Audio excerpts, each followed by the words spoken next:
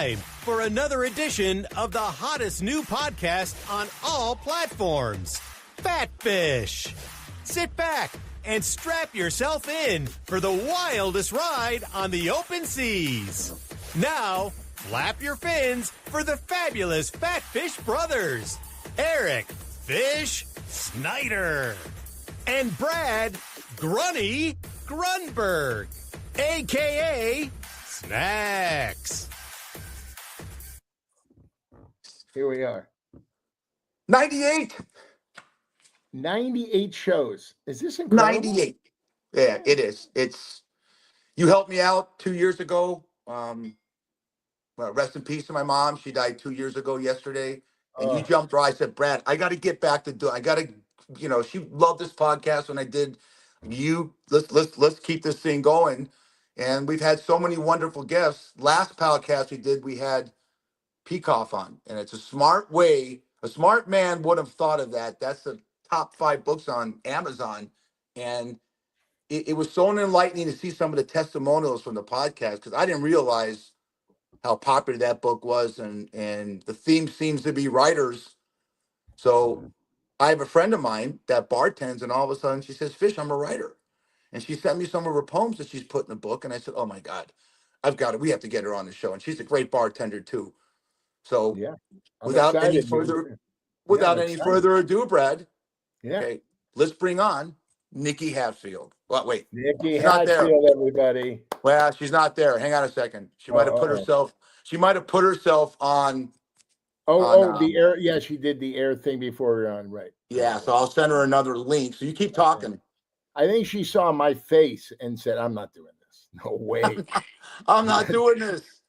So hang on, let me get her another link. Fish, okay, he's a handsome guy, but this fat bastard, that's my favorite movie, Austin Powers.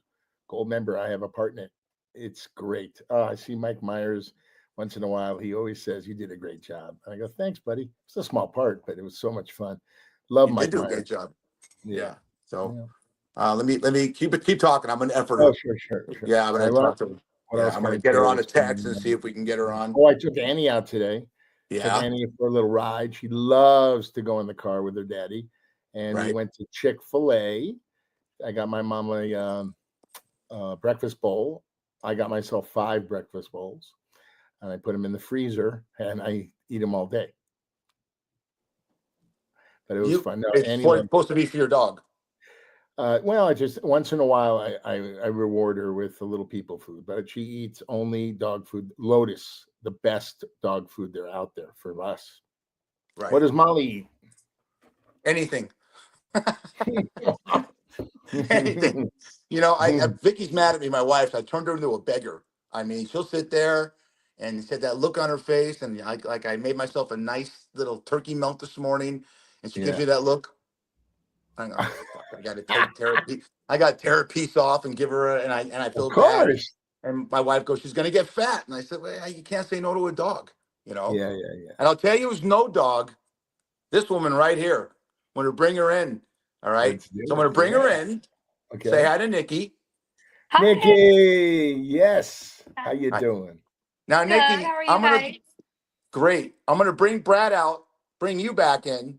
So we're in the middle, okay? All right, so hang on, hang tight.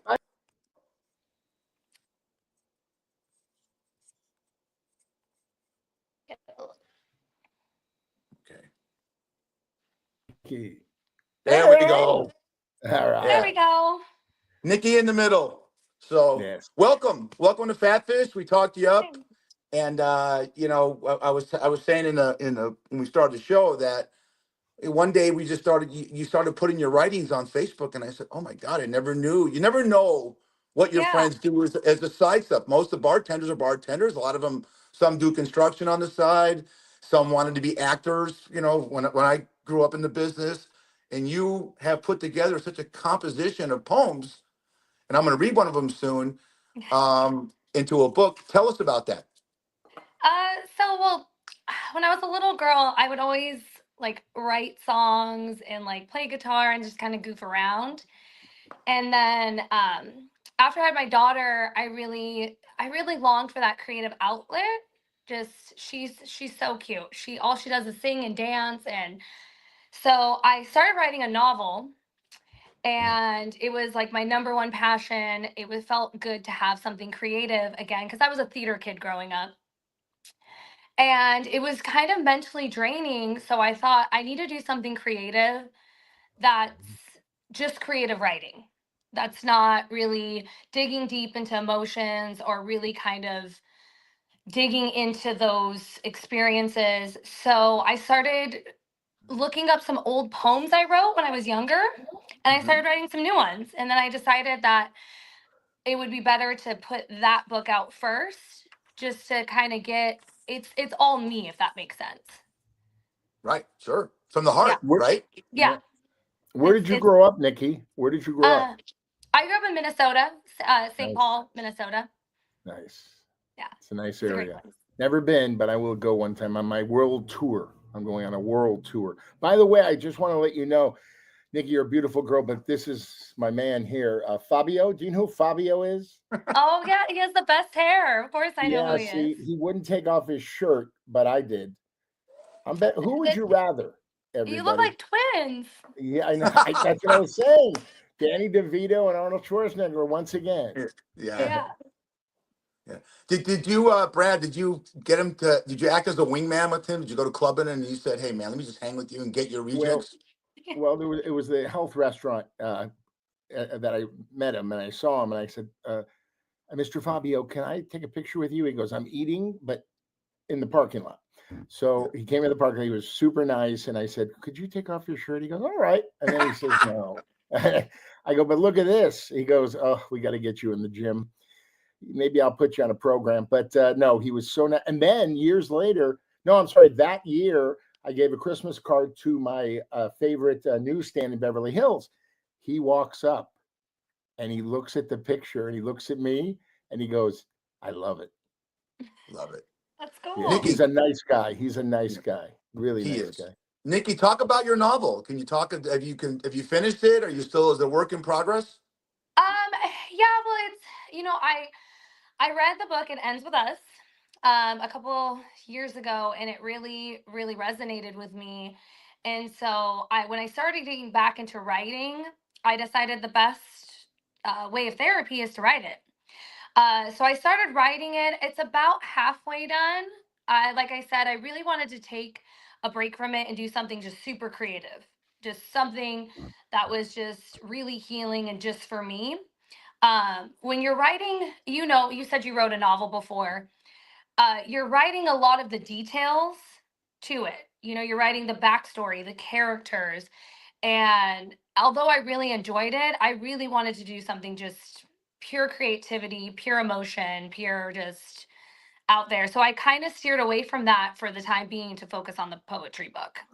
Right. See, I wrote a novel, but my problem is I keep rewriting, so I Yeah. haven't even, and that's the problem. I'm finally going to have to get it out there and put it on Amazon and see what happens. But I did it, but I haven't published it yet. But I have you gotten into that phase where you keep looking at it and go, this chapter stinks. I got to do this, and you find it's a year later and you haven't finished.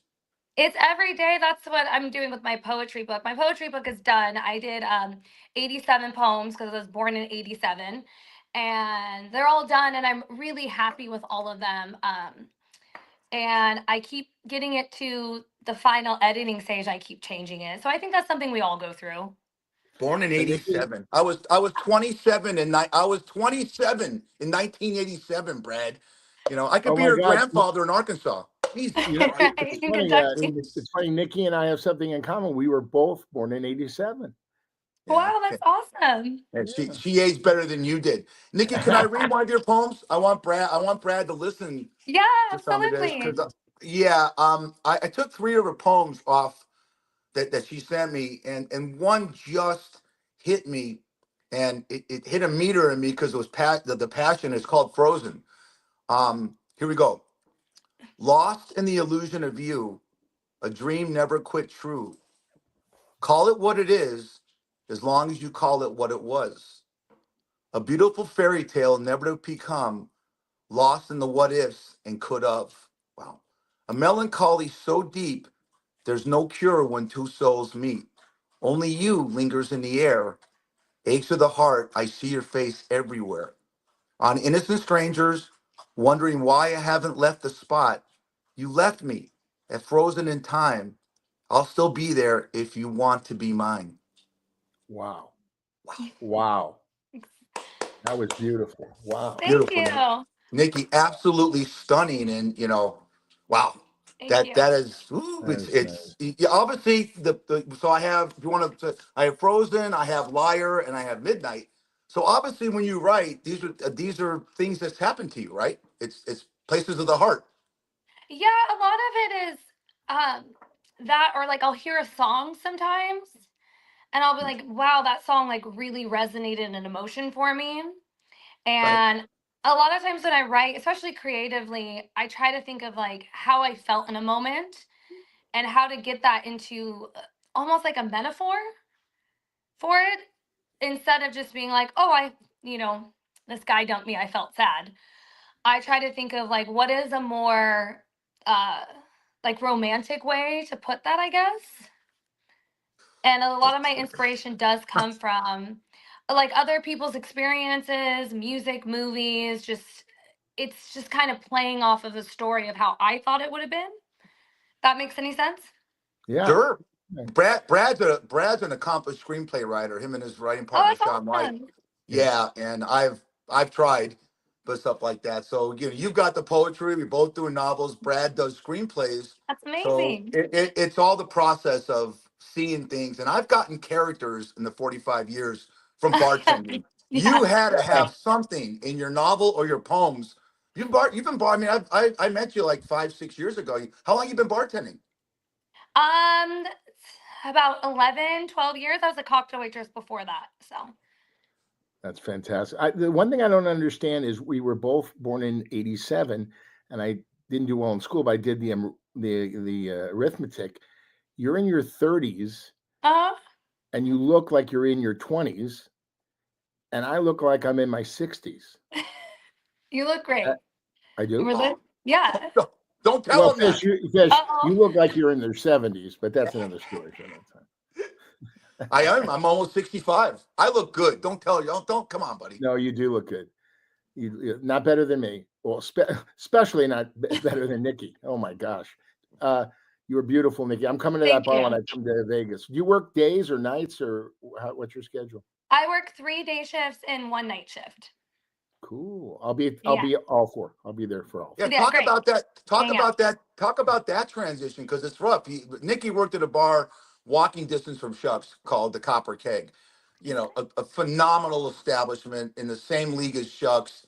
And one day, she says, "Fish, I'm leaving. I'm going to a place called the Bar. Bar is extremely popular joint. I went to the one on Trail Center. Mandy and Jen, people I she love knows. them. Yeah, Yeah. yeah. And she went to they opened a new establishment. That's a risk, because you don't know, Yeah. she's in a great neighborhood, Brad. She's in almost like the Brentwood of Las Vegas, which is Brentwood's an affluent part of LA, Nikki. But she's killing it over there. And I'm glad she left, because it opened up some more business for us. Oh, no. Hey, Nikki, can you tell us any bartending stories? Some of your customers sitting at the bar, because aren't you like a therapist? I know that Fish told me that Oh, he's a yeah. therapist. Yeah, for sure. But I think it's kind of great. I remember this lady that used to come in and she was so sweet and I enjoyed her and she'd come in every day and one day it dawned on me. I was like, we're her family, we're her friends. To us, she's just a customer and I don't mean that in like she's just, but she's a customer and we do make these relationships with people and I do have a lot of people who started off as customers that are now good friends of mine, but it just really dawned on me that we were her outlet and you kind of have a feeling of like gratefulness in that like she could go anywhere and she chooses to come share whatever she's going through with us and it, that's probably one of my most memorable stories. That's not funny. So Oh, okay. It's Can you it's tell a us a funny one? Somebody hitting on you, or you know, Asking you out funny for one what? dates? Somebody asking you out for a date or some real character at the bar? Um, yeah, I feel like the funny ones are probably just you know, the drunk guys that leave their numbers on the receipt. Those are always really great. That was Um, me. That was me. um, funny stories. I was in gaming for so long. So Fish will tell you, like, gaming's different. It's more local. When I worked at the Griffin downtown, I had a lot more funny stories because everyone's downtown. They're really drunk and having a good Give time. us one. Just give us one great one. No I'm trying names. to Just think of one. a really, really good one. I'm trying Yes. to think People want of, to know. Our listeners love stories about Fish and my life and Fish's yeah, life. And I'm trying to think of a really, really funny one. I okay. mean, to me, the funniest ones are the ones that don't involve me. Like the people, like, I remember one time this lady was sitting at the bar and she was getting into a fight with another lady and she ripped her wig off. I thought that I was pretty love funny. that. That's Yeah. what I'm looking for.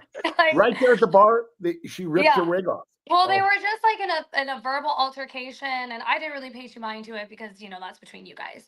And I'll never forget. She looked. I was working at Distill actually, and she looked right at her and she went and walked away. And I was like, oh wow. that happened with my toupee one time. Oh really? Yeah, Who'd you make I worked mad? at a club, and one of the girls. I worked at this place, female mud wrestling in L.A. Oh And goodness. this girl was screaming at me because her customer was touching her and all this stuff. I go, I called security, and she goes, "It's your fault, Johnny Cocktails," and ripped my wig off. Yeah. And I'm like, oh no. So then I had to get the glue and put it back on. Yeah, put it back on. I got a funny story. I'll be quick with it. This happened about 4 years ago. I'm working graveyard at Shucks, and this lady had to be Nikki, Brad, late 80s, early 90s, attractive. And she said, "Honey, can I get a soda water with no ice?" I said, "Sure." And she starts giving me this spiel that she's a multimillionaire, she's a billionaire. I get her name. I look her up on Google when I walk the other side of the bar, and she is who she says she is, right? And she wants to take me to France with my wife and take care of us. And I'll get you out of this business. Whatever you want to write, I'll supplement it. I'll finance you.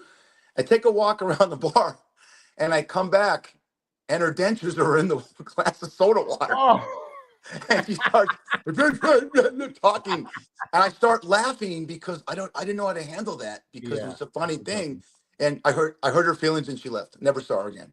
Can I But ask you a question, Fish? Do you have her number Yeah, where is she? for me? Nikki wrote a poem about her called "Liar." Right. Yeah. No, So she we all was who have she those said kind she of. was. You have the toughest job, Nikki. Nikki was on a podcast with me a couple years ago, and it's Yeah. tough being in her situation because every guy that walks in a bar, and I've done this so many decades, thinks they can get the bartender or the cocktail server. They think Oh they yeah. think they're the shit, right? And this is a job for this is how Nikki makes a living, you know, and what she's good at, and every bartender that's good at it, she's good at reading a room. She knows who she could talk to, how to handle people, how to flirt. And Brad, you did the same thing when you were a manager at the Hollywood Tropicana. It's reading a room. That's it, right, Nikki? Yeah. Oh, for sure. And it's just, we're there to we're in the service industry, we're there to be there for the guests, and also, like you said, we're there to make money, and it's really understanding those personalities in those rooms. Can I read? I'm gonna read one more, Brad. I know you got some Oh, did questions I lose for. you guys? Oh No, no. no, No, no. I gotta Please. read Liar because this seems like like when you read a poem. Like I read a lot of poetry. Rob McEwen. I read a lot of Maya Angelou. You remind me of one. Her name is Joshua Jennifer Espinoza, kind of contemporary. That life lessons come out in their poetry. This is Liar by Nicole Hatfield. Lies woven with threads of deceit. A lover on the run. This was always too delicate to be. A coward sells a lover's song on a tainted tongue. Deceit always lies on lips. All this time you lied to me, but you never needed to. I would have loved you. Wow. That's Jesus. fantastic. Wow. Wow, that's Thank powerful. you. That is really great. You know, it's Bravo. amazing. You know, some people judge a book by its cover. You're a gorgeous woman. I'm an ugly guy. Fish is a handsome man. But you never know what's in the book. You know what I'm saying? That's the thing. You're so talented. Would anybody think you could write like that? You're wonderful. Oh, Seriously. thank you.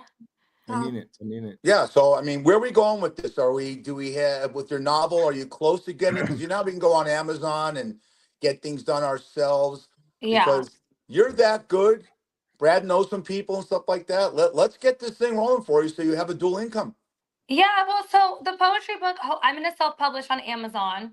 I'm hoping to have that done by March, April. I was hoping by the end of the year, but starting a new job, and I just really wanted to put some time aside to just really focus on that. And then my novel, I'd say it's about a year out, and then I started writing another book that's kind of funny. It's like just kind of pokes fun. It's called 365 Bad Dates Later, and it's kind of like a column. Um, at the end of it, I always have some like insight, but pretty much I just talk about bad dates that either I've gone on or my friends have gone on. And each page is a specific story. And some of them are, elaborated, and some of them are just like funny stories my friends told me and I spun off of that. But I'm hoping to have those two done by next year. But the poetry book for sure this year. Nice. Nice. What is the poetry book? What is the title? It's called The Gold Journal Writings. The Gold, as in GOLD, Yeah. writings? So I Nice. bought I bought a gold journal to write everything down in it because I'd had some poems from when I was younger, but I definitely wanted to kind of spruce them up a little bit.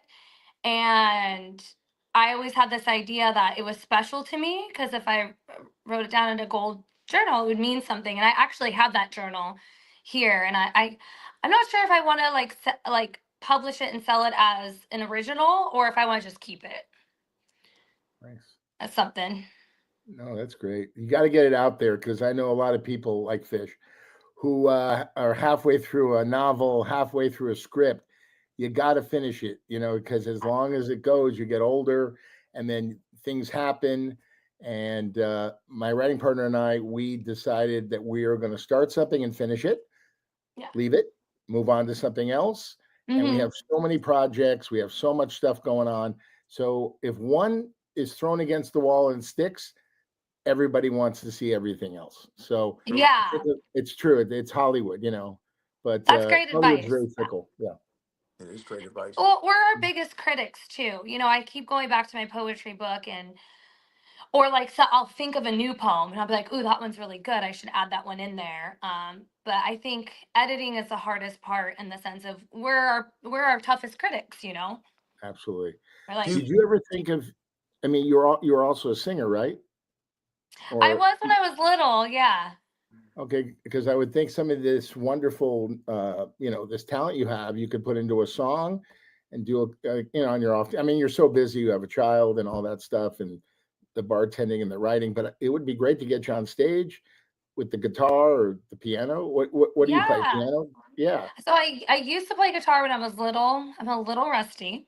Okay. I used to play piano too, and oddly enough, I played the flute.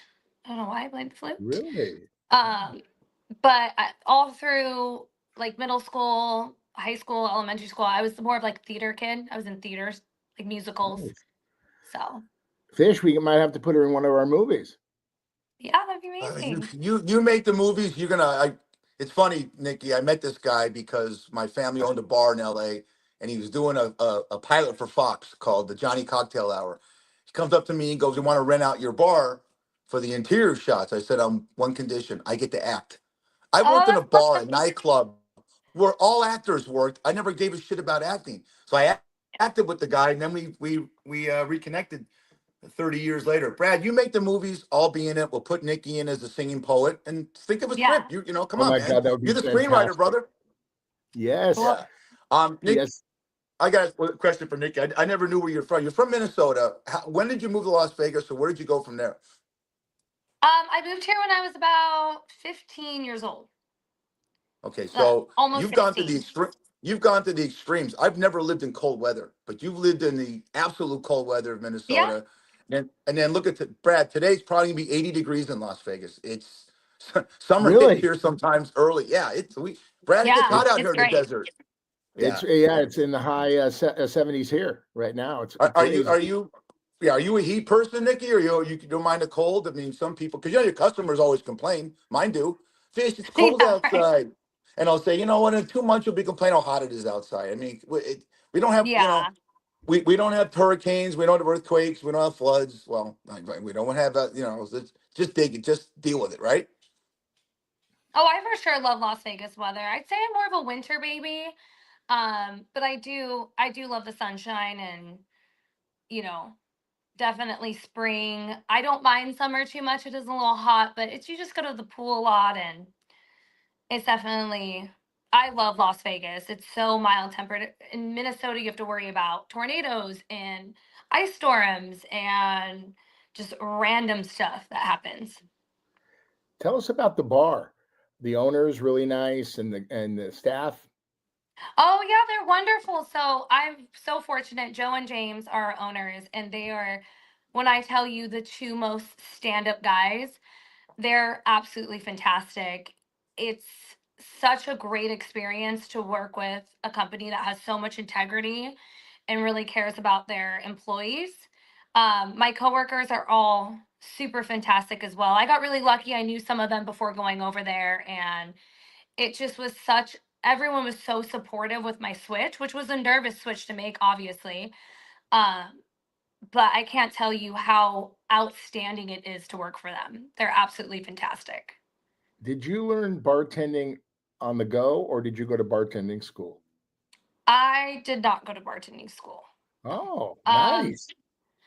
I would say I kind of learned oddly enough, I worked at Twin Peaks and I kind of learned bartending through your waitresses were also the bartenders.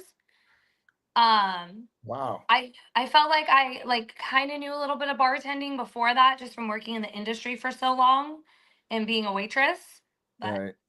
What happens when you guys somebody comes to the bar and says, "I'll have a fish," or "I'll have a Nikki," and then you have to ask them what's in there. I was just here 4 months ago. You don't remember my drink? You want me to go I first? Okay. Yeah, fish go first. Um, like I said, I've been When you doing this so long. I had a lady walk in 2 years ago, Nikki, and say, "Let me get a pink squirrel with a yellow tail." I said, "I don't know what that is." I don't know. Now you can go on your phone and Google, and she goes, "You don't know?" I go, "Do you know what's in it?" And she goes, "No." I go, "Well, why would you want me to serve you something you don't know what's in it?" So I looked at my, now you can Google what a thing, and basically what it was a rusty nail with banana daiquiri mix Oh in it. yeah. Yeah. So well, I get that every once in a while. Do you, Nikki? Drink you don't know? Kind of. I feel like there's a lot of drinks that are called something that are like a vodka cranberry with a lime, but it's called a fancy name. I right. just do what you do. I either like go Google it or I just ask them like what's in it, how do you like it, That's because everyone has a different variation of every drink. right. Sure. How do you guys, there's really some creepy people that hang out in bars and they do creepy things. Um, I know you guys, you guys are by the book and honest to a T, but how like you like get me my girl a drink and then you see him like something in his hand or something, putting it in the drink. How do you react to that? What do you guys do? Fish, has that ever happened to you? That's never happened. Good. I've never like a roofie or something. What are you Well, insinuating, Brad? I'll use an example. Mr. Bill Cosby, he used to put stuff in girls' drinks, and that's how he went to jail. I want to know if somebody buys somebody a drink, you give it to the person, or do you give it to the person that ordered it to give it to somebody? That's what I'm saying. And yeah, I will never serve a drink to someone like let's say a guy walks in. Nikki will do the same. I'll speak for Nikki. Guy Yeah. walks in and goes, "Let me get a Bud Light," and she's on her way. Give her a gin and tonic. I never do it. First, I have to card the Oh, person. yeah. You have to see if the person is 21. I won't do it because I could turn around, and you're right. A guy could put something in there, and But I've never. That doesn't happen very often, does it, Nikki? Not to me. No, not.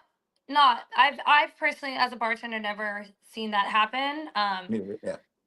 if I saw it happen, I'd probably throw the drink at them, to be honest. Good. Like, this drink is useless. No, but I'm the same as Fish. It's just kind of a policy where somebody comes in and says, "Let me get a Bud Light and a gin and tonic for my friend." I wait till the friend or the girlfriend gets there because, like he said, you have to make sure they're also old enough. Right. I've witnessed people also, and I've witnessed Fish do this. Somebody has 7 drinks or whatever, has food, and they are driving. And Fish will tell the guy, I'm going to walk you outside. I need your keys. He'll call a Lyft or an Uber and send the guy home. Don't worry, I'll have your car here tomorrow morning. I've seen that. I've seen that man do that many times. Yeah, it's I always like to let people know, like, we're a safe place. Like, if you've had too much to drink, like, this is the safest place for your vehicle to be. This is your safest place for you to leave your keys. It's just, it's not worth it. It's not worth it to go. I'll buy an Uber. Oh, like, Ubers aren't that much nowadays, and it's not worth your life or somebody else's, or even just the headache of doing that, when it's so easy just to order an Uber. Right. Absolutely. You know what, Brad? Yeah. I've said this to Brad before. My own credo, my mantra is, it's my job to get you home safe. Have a good time while you're here, because I don't want that conscience. I don't, because everyone thinks they're their own hero. They're going to drink too much and they're going to get in the car. If you don't give a shit about yourself, give a shit about the lady that's going to get milk for her kid. Yeah. And you Oh, might yeah, hit her. for That's the sure. way I think. It's the way Nikki thinks. That's the way 99% of the bartenders I know think. We all, we care that our customers get home safe, because you don't want that. You don't want that kind of language out there. Oh, hear about the guy that left the bar the other night and got in an accident? No. Well, who was the bartender? No, you don't want that. You don't want that on your resume. I remember a story at the Tropicana. There was a famous person there, and he was drunk. He was slurring his words. And the owner looked at me and said, basically, this guy. Make sure he doesn't drive. So he fought me for the keys. I finally got the keys, and my buddy was there. So first I drove him to Hollywood Boulevard. We had a slice of pizza. I tried, maybe the food would, sober him up. He got even drunker. I mean, more intoxicated. So you won't believe this one. I took him to my house where I grew up with my parents. Okay. What? And this is an unbelievable story. And I put him in the guest room. Okay. Ugh. And I put him in bed. I tucked him and I cuddled with him a little bit. No, I didn't know. But I'm kidding, Nikki. So he went to bed. He slept for 10 hours. Okay. I opened the door. Like a wave of alcohol came and hit me. It came through his pores, right? And I go, "Are you okay?" He goes, I would have taken the back roads home. Never thanked me. He was sober when he left. I gave him the keys, and then I saw him at the bar a couple more times, and he never thanked me.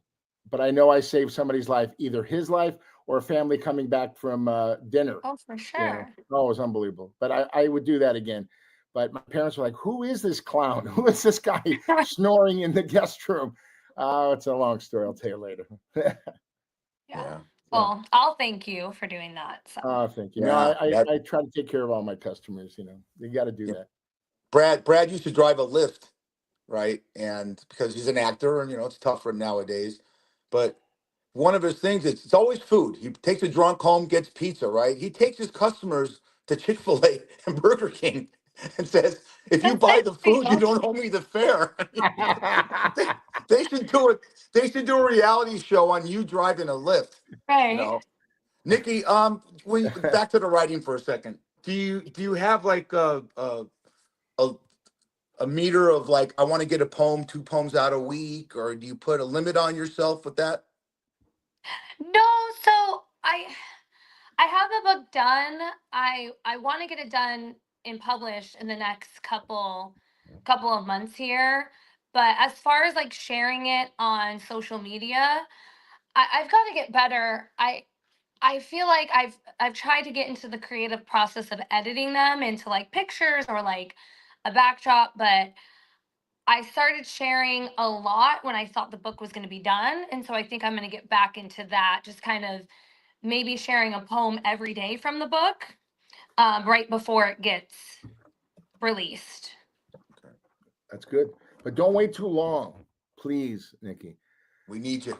Yeah. We need people out there like you. You know, there's Oh, so many thank you. people that are depressed and they're, they have nowhere to go. They don't know what to do, but they could be inspired by one of your poems. Yeah, You I was get really inspired by a friend of mine who I went through an awful breakup, awful. And she came into my bar and she was just crying. And I was like, "What's wrong?" And she was like, "Oh, I just went through this. This guy sucks, blah blah blah." And I said, "Oh, girl, me too. Like me too." And she's like, "What?" I think a lot of times people don't think of bartender as people. And she was like, she messaged me like a couple weeks later, and she was like, "Hey, just talking to you made me realize like I'm not alone." And that really inspired me. It was around the time I started writing my novel. And that really inspired me to like, even if it's just a creative outlet for me, if it can help one person or make one person connect to that, to like you said, maybe they start creating or maybe they don't feel as alone, then that's enough for me. Yeah. Did Can you I ever can I see ask both of you guys this question? Yeah. I have a question for both of you because Yeah. you're both writers. I know if I'm having a shitty day, had a shitty shift, I come home, just down, and but if I get one page of writing in and I think it's good, the dopamine hits and it's the greatest thing on the planet. Do you both feel that when you write? Go ahead, Nikki. I feel like my best writing comes when I'm uh in like more clarity because I have time to process that emotion, but a lot of my writing is more imagination based, if that makes sense. Sure. Sure. So I feel like I'd be more critical if I was already having a bad day. I'd be like, "Oh, this poem sucks," and I had a bad day. No, um, Yeah. not me. I I'm I opposite. believe, for me, when I'm on stage, I used to do warm-ups. Do you know what a warm-up guy is? When you see a live show and comedian comes out and tells jokes. Yeah. I don't know if you've ever seen that. You're young, but it happens. Like like a live sitcom, like Seinfeld, that kind of thing. And I was warming up this show at Universal Studios, and my grandma was dying, and she was near her last days. And I went to see her. She was sleeping. I gave her a foot massage, and then I got in the car and I cried all the way to Universal Studios, like a bawling. And then I was in the car. I go, okay, let's do this for Nanny. Let's do it. I had the best warm up I ever had. People were crying, laughing, having the greatest time. So when you're going through a bad time, sometimes when you just go to work and do your work, Yeah. you do it better than anything. Like Right. it happened to me. Very true. True. Yeah. I want to ask you something, Nikki. You ever see the movie Fast Times at Ridgemont High? Probably a long time ago. Okay, there was a scene in Perry's Pizza at the Sherman Oaks Galleria where Phoebe Cates, no, I'm sorry, her friend, what was the Jennifer girl's name? Jason Lee. Jennifer Jason Lee Oh. goes up to a guy, and his name is Ron Johnson. He was a stereo salesman, and he's a very good-looking guy. So he goes up to take his order. He goes, "I'll have a pizza, a slice of pizza, a Coke, and your phone number." So, Nikki, can I have your phone number? I'm kidding. I'm joking. And scene. Ron Johnson, I love you. Okay. And then Then she goes, then she goes out with the guy and it's a bad date. And Phoebe Cates says, "Really? What this guy's he sells stereos, Pacific Stereo. He 50 years from now he's gonna be maybe the manager, bald and fat. You want to be with this guy on your first date?" It was the funniest movie. It was so great. And then That's you, I'll Brad. have to rewatch it. Yeah. Then You he still sent work at flowers Pacific to the Stereo, pizza Brad. place. Yeah. I'm Yeah. sorry? You still work at Pacific Stereo. Yeah, You're still that guy. And I see him at Perry's Pizza once in a while. You know what's funny about that, Nikki and Brad, is that the great institution that we were younger, Nikki's, is malls. We used to hang out at malls when I was younger, and you went to the food court and you met girls and stuff like that, and you went shopping together. I mean, there's the Meadows Mall, there's a fashion show mall, but it seems Nikki and Brad with online shopping, which my wife loves doing. Jeff Bezos should send my wife money every month for how much money she spends on Amazon, right? But I think with online stuff, it's taken away from the malls. The malls were huge when I was younger. Oh my Brad, you're God. too young to remember malls. Yeah. By the way, your stories about meeting girls at malls? What are girls? What you and me? Okay. Yeah, I'm a I virgin. graduated high school in 1978. The Sherman Oaks Okay. Galleria, where they Yeah. filmed Fast on Ridgemont High. Right. I would take a girl and say, let's meet at Perry's Pizza or meet at Hot Dog on a Stick, and you hang out, Right. and your Right. friends are Yeah. there, and you go to Tower Records and look at records. Remember records? You don't. It was a different time because Right. we didn't have phones back then. We actually had to use creativity to get a date. There was no Tinder. Yeah. Brad, you're a Gold Star member of. There was none of that shit back then. And You know? DoorDash and Uber Eats. What else? Yeah, none of that. Look, technology is great, and like I said, Nicole Hatfield is going to publish her poems on Amazon. Couldn't do that back when we were younger. You had to get a Yeah. publisher, an agent, and a publisher. So I love what social media and what technology has done. But there was a certain innocence to my youth that you had to work, you had to earn it. Now, do I wish I had Tinder in 1977? Hell yeah. I guarantee you, they would just swoop by Oh when they saw your goodness, picture. no. No, I was Yeah, not. look at him. What does he have to Oh. offer? First of all, the mean? glasses. Take the Right. glasses off. You're a handsome guy. Look at you. I need know. glasses. I can't see. I can't see any of you without these glasses. I cannot. Nikki looks like Really? a blur. You look like a blob, and I don't know what I am. So I don't know what the hell it is. Show I need Nikki what you glasses. do. There it is. There, You know, Nikki, There. Nikki, I'm this not guy- that vain, Nikki. They said I can't. First of all, I'm allergic to contacts. I'm allergic to LASIK. What's my choice? If I want to see, I have to wear glasses. Nikki, Hey, I do an like imitation of glasses. wait, Brad. One of Yeah. Nikki's really good friends and great bartender, Lisa, is one of the most attractive girls on the planet. Does she wear glasses, Nikki? She does. Yeah. Do you have her number? She Here's was on a Fish. podcast. She was on one of my Here's Fish, podcasts. It was great. Nikki, Yeah. here's Fish. Here's Fish. Yeah. Hi, my name is Fish. You want a drink? I like glasses. I think Really? they're endearing. Yeah. But do you like this move every 5 minutes? Well, or I every think- 3 seconds? My name is Fish. Welcome to Shucks. I'm a nice guy. I'm a writer, and I'm a bartender for 50 years. Okay. It's a great impression. Thank Oh, you. thanks, Nikki. That was Nikki Hatfield. Don't read her poetry or her book. F off. Right.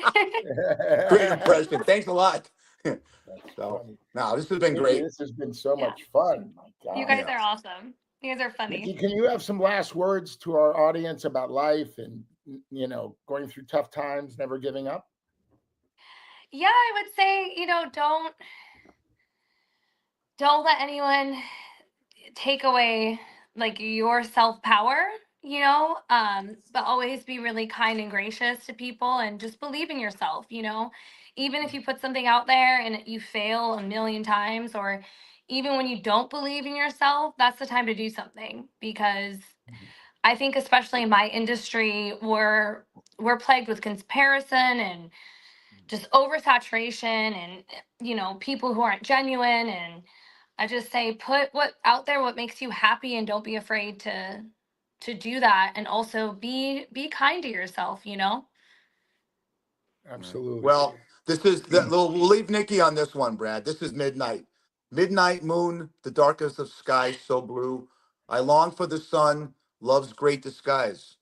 Tales speak the truth, love on the run, darkest of touch, the sun's great love. Midnight moon, so clear and new, eternal sunshine, erased from my mind. But the shore will always long for the tide, late night drives, killing time. Kiss all your scars and then call them mine. Sunday mornings where lovers lie, the sweetest of fools to love's divine. Longing for your devotion like the tides along the ocean, to you, my midnight moon. Nicole Hatfield. Thank Wow. you. Nikki, Thank you thanks so much being for on the show. coming on. Last thing, Of talk about the course. bar, your shifts, let everyone know out there. Tell them to come see you, then come see me. Yeah, so wait, go see Fish, then come see me because I'm day shift. So I am Thursday, Friday, Saturday day, which in Vegas that means 8 a.m. to 4 p.m. Which is great. I'm home 6 nights a week. And then I'm Sunday swing, which is 4 p.m. to midnight, at the bar on Town Center in Charleston. It's next to the Albertsons. And Fish, what days are you over at Shucks? I'm at Chuck's Tavern Graveyard, Wednesday to Thursday, Thursday to Friday, Friday to Saturday, Saturday to Sunday. And Great. What is that? there's 12 midnight to 8 in the morning? correct. Mm-hmm. Dusk to Oh, dawn, baby. I love it. I So love That's it. it. I'm still digging this after all these years. So Nikki, you're a breath of sunshine. And, you're right. You So know, sweet. Thank you. yeah, and it's so good to see you again. I haven't seen you in a long time. Miss you in the neighborhood, and we wish you Yeah. the best. I will keep Thank our you. listeners and viewers. I'll keep our listeners and viewers. And, you'll let me know when something happens with your writing, and I'll get it out I to our viewers and appreciate it. listeners. And I'll stop by soon and see you. Yeah, Brad, it was nice to meet you. Thank you You're for nice so much. I meeting you, always Nikki. appreciate your support. It means so Find much me a to me. wife. Find me a wife, please. I'm so lonely. Find me a I'm so husband. lonely. So, Find me yeah. a husband. Yeah, somebody Yeah, fine. all right. Somebody I fine think I now. know a guy who's single, Brad, let me ready tell you to something. go. Nikki, Brad's a multi-millionaire. Just don't take your teeth out and put it in front of her in soda Yeah, water. I live in my car, Nikki. I live in my car. Okay. They're all in there. Yeah, we Oh, know. that's good. They look great. How Thanks for about that coming say Well, on. one more time, Nikki? Give her a nice thank you hand. Thank guys. you, Nikki. You're We'll so see you sweet. soon. All Thank you. right. And See you thanks for all the soon. support, Fish. You Bye. got it. Bye Bye. bye. Take care. Wow. Wow.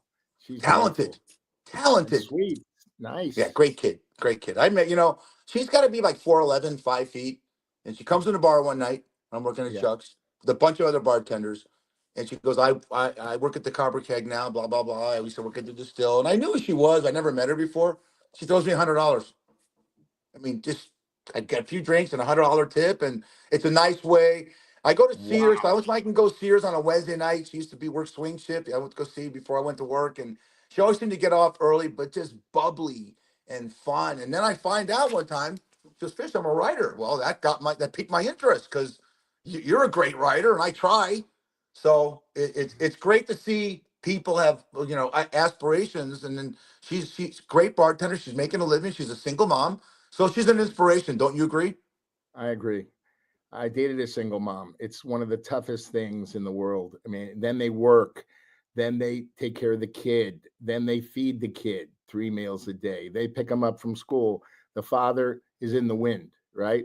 It's Right. terrible. So mothers are amazing people. Your mom, God rest her soul. My mother's in the other room. She's watching TV. Surprise. Watching the news. Surprise. My dad's in the other room too because I'm doing the podcast. So they're having a fight right now. No, I'm kidding. They've been married 62 years. No, but mothers are special. So special, Fish. And Why? Do you know why? why? We talked about you told me this one, and you said it's off camera. We love our mothers so much because they're our first love. We crawl out between their knees, and you're the first person that you see your mom. You're like this, and you suckle onto them, and they nurture you. And I miss mine. I mean, I think about her every day. But your mom's watching TV. Don't tell me, is she the kind of mom like Nanny Klein was that screamed at the Price is Right? No, it's not two forty No, no, nine. no, It's no. above 249. No. I'll tell you a quick story. My dad met my mother in New York. My mom was there visiting her cousin, and they ended up getting married. She dumped her Right. boyfriend for my dad. And the first thing my mother goes, let's furnish the apartment. Uh, I have I have no Like money. that dialect? Yeah, I have no money, honey. I just started in the schmata business. That's the garment industry. But she goes, yeah, right. Let's go. So she bought like maybe $10,000 worth of furniture, and my dad had to pay it off over 10 years. Okay. My dad has given my mother everything she's ever asked for because she's a Jewish American princess. And to this day, they get whatever they want from me. So I go and buy with, the pennies I have. Hopefully one day we monetize this unbelievable great podcast we have, and I can do more for them. But listen, life is ups and downs, and as my dad said, never give up.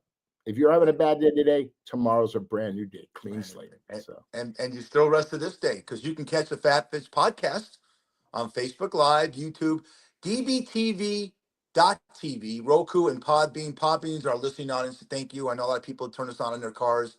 Check out clips of Fat Fish. I'll put claps today. TikTok at Fish 6134. If you can, you've got to find somewhere. I can't get the whole thing. Got to find Grunny snacks on the Love Connection he did back in the late 80s with Chuck Woolery. Of all the things he's done, that's the most masterful because he commanded. Oh, Let me praise you because I think you're a prick. So let me tell you the good things. You commanded that. You commanded.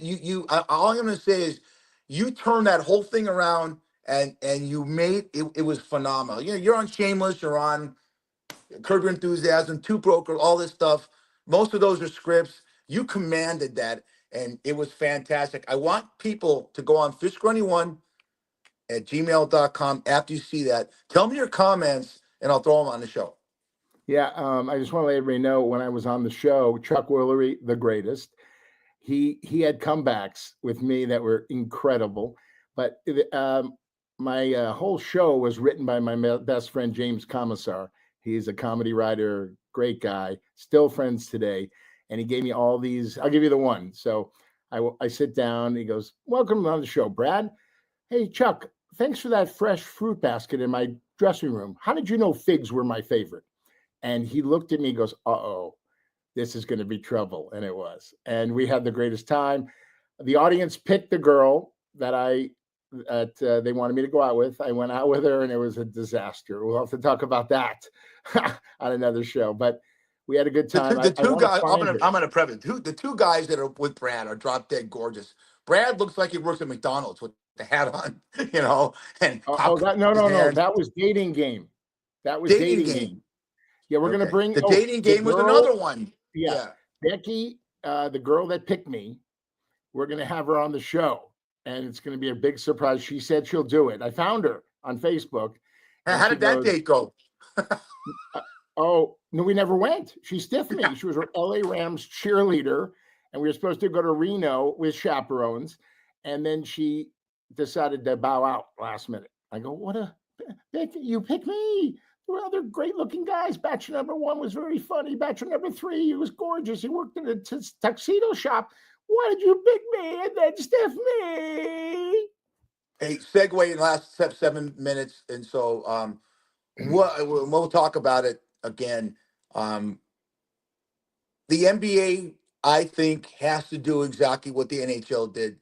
That forced that the Four Nations finale between Canada and the United States was the most watched hockey game and I predicted this. I'm gonna brag, since the Miracle on Ice. Why can't the NBA, because you're our NBA guru, why can't the NBA take like the world versus the NBA? You put Luka Doncic, Joker, Wemby, all the guys that play on one team, and then the NBA guys, Steph, LeBron. Absolutely. That would generate. I would watch that. But why can't they do that? Well, first of all, this All-Star game was interesting. Okay. But I still got to say, if you did that for the All-Star game, America against the world, oh my gosh, everybody would be watching around the world. Yeah. It's All-Stars. Yeah. Your dad. So your mom and dad are watching. Is your dad excited about preseason baseball? I know that. Let me show you something here. Dad already wrote down the games tonight. He always writes down the games. We love the Lakers and we love Golden State, and he loves the Dodgers. He can't wait. I smell a repeat. What do you think, Fish? Oh yeah, they're loaded. Dustin May pitch. They look, $500 million. Their payroll is 2 NFL football teams. You know, so what do you think? I'm gonna because I know you love this guy. How about the Jets going to Aaron Rodgers and saying, "We'll take you back, but you can't go on Pat McAfee twice, and you can't go to Egypt when it's a mandatory minicamp." He says no to that, but then begs him for his job. Who's going to take Aaron Rodgers, Grunny? Nobody. He's done. Thank you. Put a fork in him. He should have retired years ago.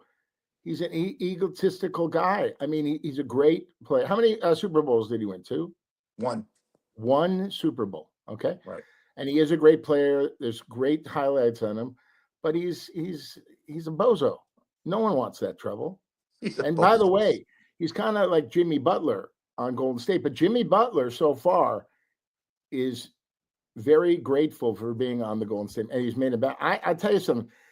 Everybody's saying Cleveland, maybe OKC all the way. I don't look out for Golden State. They got a lot of experience, and they got the man, Steve Kerr.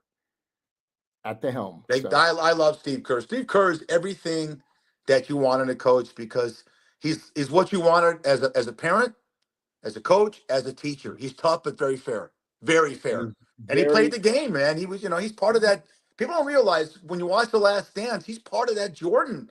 Jordan loved the guy. And he got to play with Michael Jordan. And Michael Jordan, you follow back. Well, you're too young. You're only 37. But Michael Jordan was one guy that brought 38. Okay, so when Michael Jordan was doing his shit in the late 80s and early 90s, he was the kind of guy that elevated everyone around him because he demanded it. And Kerr,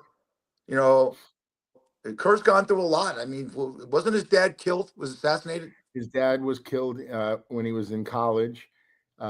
His dad was born in Beirut, and he became the president of the American University there. And he had security. And then he says, I don't want security anymore. That's it. I want it. Maybe a couple of days, maybe a week later, two guys got into the American University by his office. He came out of the office. They ran up behind him like cowards and shot him and killed him. And I'm telling you, it wasn't Malcolm Kerr that they killed. They wanted to, prove a point. All these terrorists, they want to prove a point by killing a wonderful father, a wonderful brother, a wonderful man.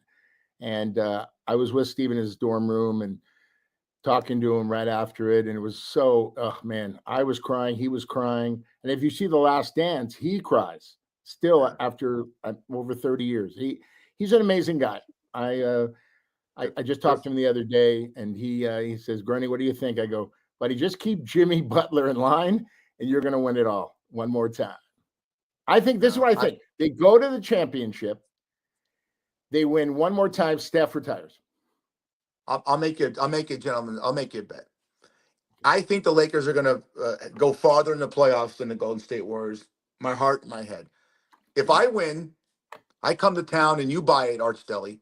If you win, the opposite. I come to town and we go out to Arch Deli, or we go to one of your favorites.